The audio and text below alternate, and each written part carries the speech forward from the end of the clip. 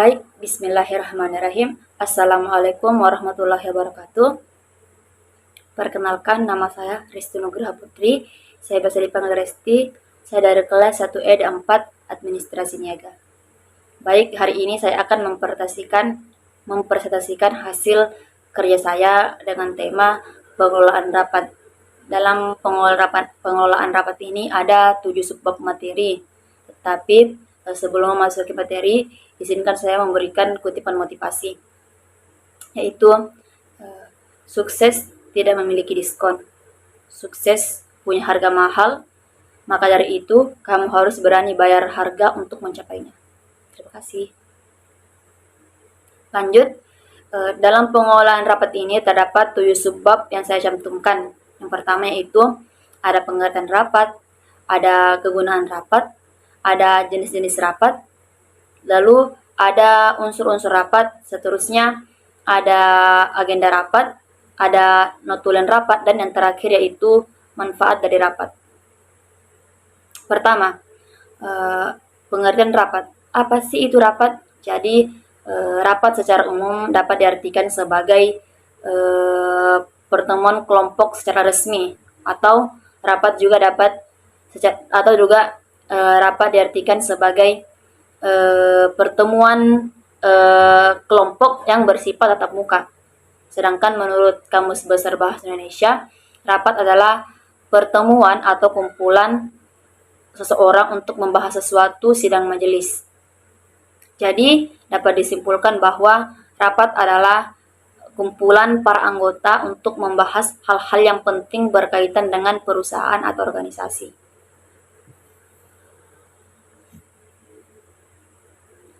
Lanjut ke sebab yang kedua, yaitu kegunaan rapat. Kegunaan rapat yang pertama yaitu untuk memberikan informasi. Maksudnya, dalam rapat kita saling berkumpul sehingga dalam penyampaian informasi lebih efektif dan efisien, karena dalam menyampaikan informasi kita memberitahukannya secara tetap langsung. Jadi, otomatis para karyawan atau anggota mendengar langsung informasi yang kita berikan. Seperti itu. Lanjut, yang kedua yaitu untuk melakukan kerjasama.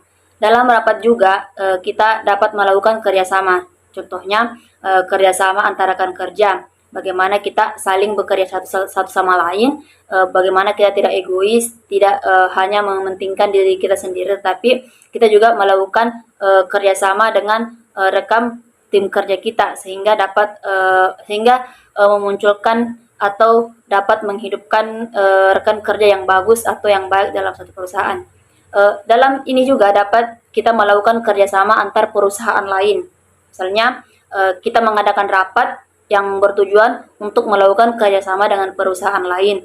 Hal ini dapat juga memberikan kinerja yang baik dan bagus dalam rapat, karena kita melakukan kerjasama secara langsung dan dapat memberikan pendapat atau argumen langsung terkait rencana yang akan terkait hubungan kerjasama yang ingin kita bangun kepada perusahaan lain. Yang ketiga yaitu untuk mengatasi permasalahan. Biasanya dalam rapat, rapat juga dilakukan untuk mengatasi permasalahan. Misalnya ada masalah terkait perusahaan. Jadi otomatis kita harus mengadakan rapat dengan mengumpulkan semua para anggota karyawan atau para peserta rapat dengan membahas terkait masalah-masalah dan memberikan solusi terkait masalah tersebut. Yang keempat yaitu untuk pembentukan rapat. Di sini juga rapat dapat dijadikan untuk pembentukan peraturan seperti pembuatan undang-undang pada DPRD, pembuatan sistem hukum, dan pembuatan peraturan terkait perusahaan. Seperti itu. Yang terakhir yaitu sebagai sarana alat koordinasi yang baik. Maksudnya dengan melakukan rapat kita dapat membangun koordinasi yang baik antara peserta dan pemimpin rapat. Lanjut ke pembahasan ketiga yaitu jenis-jenis rapat. Jenis-jenis rapat itu ada 4. Yang pertama yaitu rapat berdasarkan tujuan. Rapat berdasarkan tujuan ini terdapat 3 poin. Yang poin pertama yaitu rapat penjelasan. Rapat penjelasan ini dilaksanakan karena adanya hal-hal yang ingin dijelaskan kepada para peserta rapat. Dalam rapat ini biasanya para peserta rapat tidak hanya mendengarkan pimpinan rapat, tetapi juga diberikan kesempatan untuk mengajukan pertanyaan. Poin kedua yaitu rapat pemecah masalah. Rapat ini biasanya dilaksanakan karena terkait hal-hal yang harus dipecahkan. Rapat ini biasanya dilaksanakan untuk memecahkan masalah dalam satu perusahaan. Dalam rapat ini, peran peserta sangat besar, yaitu untuk memberikan saran terkait masalah tersebut. Poin ketiga yaitu rapat perundingan. Rapat perundingan adalah jenis rapat yang dilaksanakan untuk merundingkan suatu perselisihan atau mencari jalan tengah agar tidak merugikan pihak yang berselisih. Lanjut kepada jenis rapat yang kedua, yaitu jenis rapat berdasarkan sifatnya. Yang pertama, poin pertama yaitu rapat resmi atau rapat formal. Rapat resmi atau rapat formal adalah rapat yang dilaksanakan untuk membahas mengenai hal-hal yang sangat penting dalam suatu perusahaan. Dalam rapat ini ada peraturan yang dibuat sehingga dapat mengatur kelancaran rapat tersebut. Poin kedua yaitu rapat tidak resmi atau rapat informal adalah rapat yang dilaksanakan tanpa pelaksanaan tertentu atau tanpa pelaksanaan khusus. Biasanya rapat ini dilaksanakan karena adanya suatu kejadian tiba-tiba sehingga dilaksanakan rapat tersebut. Poin ketiga yaitu rapat terbuka.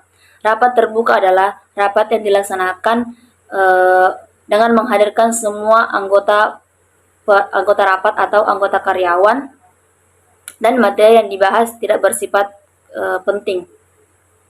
Lanjut, rapat tertutup. Rapat tertutup adalah rapat yang dilaksanakan dan peserta yang dihadirkan adalah peserta rapat tertentu, dan materi yang dibahas dalam rapat ini biasanya bersifat rahasia. Dapat dilihat pada gambar di atas, yaitu foto rapat formal dan foto rapat informal. Foto pertama yaitu contoh foto rapat informal, yaitu ibu-ibu pengajian. Yang kedua yaitu foto rapat formal, yaitu contoh foto rapat dinas pada gambar kedua. Lanjut, dapat juga dilihat pada slide foto rapat tertutup dan foto rapat terbuka. Pada pertama itu contohnya itu sidang rapat DPRD yang hanya mengundang beberapa peserta dan membahas terkait masalah yang sangat penting. Baru contoh foto kedua yaitu contoh rapat terbuka, yaitu contoh rapat antara seluruh masyarakat dan kepala desa. Lanjut, jenis rapat yang ketiga yaitu jenis rapat berdasarkan jangka waktunya. Poin pertama yaitu rapat mingguan. Rapat mingguan adalah rapat yang dilaksanakan selama seminggu sekali dan biasanya membahas terkait masalah yang bersifat rutin. Baru poin kedua yaitu rapat bulanan, yaitu rapat yang diadakan sebulan sekali dan biasanya rapat ini membahas terkait masalah selama sebulan terakhir. Rapat ketiga yaitu rapat semesteran, yaitu jenis rapat ini adalah jenis rapat yang dilaksanakan untuk jenis rapat yang dilaksanakan selama 6 bulan sekali dan biasanya rapat ini membahas terkait masalah selama 6 bulan terakhir dan program-program yang akan dilaksanakan selama 6 bulan ke depan. Rapat terakhir yaitu rapat tahunan adalah jenis rapat yang diadakan selama 1 tahun sekali dan rapat ini biasanya contoh rapat ini adalah contoh rapat Dewan Komisaris. Dan yang terakhir yaitu jenis rapat berdasarkan frekuensinya. Poin pertama yaitu rapat rutin. Rapat rutin adalah jenis rapat yang sudah ditentukan waktunya. Contoh rapat rutin yaitu rapat rutin mingguan. Baru yang kedua itu rapat identisial ialah bentuk rapat yang sudah ditentukan jadwalnya. Biasanya rapat ini biasanya rapat ini membahas terkait yang masalah penting dan mendadak yang harus diselesaikan bersama. Lanjut ke sebab yang keempat, yaitu unsur-unsur rapat. Yang pertama itu tujuan rapat. Pasti dalam rapat itu pasti memiliki tujuan. Yang kedua yaitu masalah yang akan dibicarakan. Pasti dalam membicarakan dalam rapat pasti kita membahas suatu masalah, pasti ada masalah yang ingin dibicarakan sehingga kita melakukan rapat. Yang ketiga yaitu pemimpin rapat. Dalam rapat jika tidak ada pemimpin maka rapat tersebut tidak dapat terlaksana. Begitupun dengan poin keempat yaitu peserta rapat. Rapat tidak dapat terlaksana apabila tidak ada peserta rapat. Poin kelima yaitu ada media rapat. Media rapat itu adalah media pembantu atau alat pembantu dalam terjadinya rapat seperti papan tulis, alat tulis menulis, speaker, dan LCD. Terus yang terakhir yaitu notulis. Notulis itu yaitu orang yang menyimak atau mencatat catatan atau melakukan catatan singkat atau pokok-pokok pembahasan dalam rapat. Lanjut pada sebab materi yang kelima yaitu agenda rapat. Agenda rapat adalah daftar mengenai pokok-pokok pembicaraan yang akan dibahas dalam suatu rapat. Biasanya dalam suatu keorganisasian atau kepanitiaan yang menyusun agenda rapat adalah seorang sekretaris. Sedangkan susunan rapat. Susunan rapat ialah perincian atau penjabaran lebih lanjut dari topik-topik dalam agenda rapat. Contoh susunan rapat yang pertama yaitu pembukaan. Pembukaan itu seperti salam, ada ciri-cirinya itu ada kata selamat pagi, selamat sore, dan selamat malam. Yang kedua yaitu pembacaan doa dan terkait susunan acara rapat. Yang ketiga yaitu sambutan dari beberapa pihak seperti sambutan dari pimpinan perusahaan, sambutan dari pihak yang diundang, atau sambutan dari pihak-pihak tertentu. Baru yang keempat yaitu adanya laporan divisi yang bersangkutan, dan yang terakhir yaitu penutupan acara rapat. Lanjut ke sebab yang keenam yaitu notulen rapat. Terkait dengan materi notulen rapat, ada kaitannya dengan pada sebab yang keempat unsur-unsur rapat pada poin keenam yaitu notulis. Jadi saya jelaskan kembali, notulis itu ialah orang yang mencatat atau menyimak pokok-pokok dalam suatu pembahasan dalam suatu rapat. Pokok yang dibahas atau catatan-catatan singkat itu ialah yang dimaksud dengan notulen rapat. Jadi notulen rapat adalah catatan singkat atau pokok-pokok yang dibicarakan dalam sebuah rapat. Adapun fungsi notulen rapat yang pertama yaitu sebagai dokumen atau alat bukti dalam suatu rapat. Yang kedua yaitu sebagai catatan bagi peserta yang tidak sempat hadir dalam suatu rapat, yaitu sebagai acuan bagi peserta yang tidak sempat hadir dalam rapat sebelumnya. Baru yang ketiga yaitu sebagai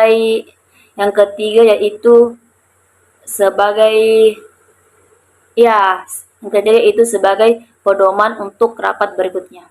Saya kira seperti itu. Baru adapun isi notulen rapat. Biasanya isi notulen rapat itu yang pertama ada judul atau topik rapat. Yang kedua yaitu ada tanggal, waktu, dan tempat kerja atau tempat berlangsungnya rapat. Yang ketiga itu ada nama peserta rapat. Nama peserta rapat ini yaitu nama peserta yang hadir pada saat rapat itu sedang dilaksanakan. Yang kelima yaitu catatan rapat sebelumnya, berisi catatan rapat sebelumnya. Yang keenam yaitu terkait pembahasan lengkap dari seluruh rapat selama rapat itu sedang berlangsung. Baru yang ketujuh yaitu ada penetapan sebagai penetapan atau menentukan rapat selanjutnya. Yang terakhir yaitu tanda tangan dari ketua dan sekretaris.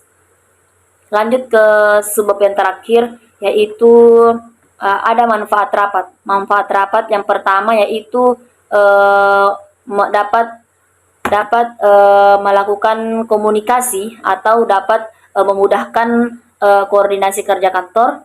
Yang kedua yaitu dapat mengumpulkan atau menciptakan data dan informasi. Dengan adanya rapat, kita dapat mengumpulkan rapat yang sudah dilakukan sebelumnya dan menciptakan data dan informasi. Yang ketiga yaitu membuat perencanaan baru dan melakukan pelaksanaan yang ada atau melakukan pelaksanaan untuk agenda berikutnya. Baru maksudnya itu merencanakan pelaksanaan untuk rapat berikutnya. Baru yang keempat yaitu disinilah di rapat ini kita dapat membagi tugas berdasarkan kemampuan dan kesanggupan masing-masing dari anggota dan peserta rapat. Saya kira itu saja terkait materi pengelolaan rapat. Apabila ada kesalahan atau kesalahan pengucapan selama saya melakukan presentasi, mohon dimaafkan. Lebih dan kurangnya mohon dimaafkan. Wabillahi taufiq wal hidayah. Wassalamualaikum warahmatullahi wabarakatuh. Terima kasih.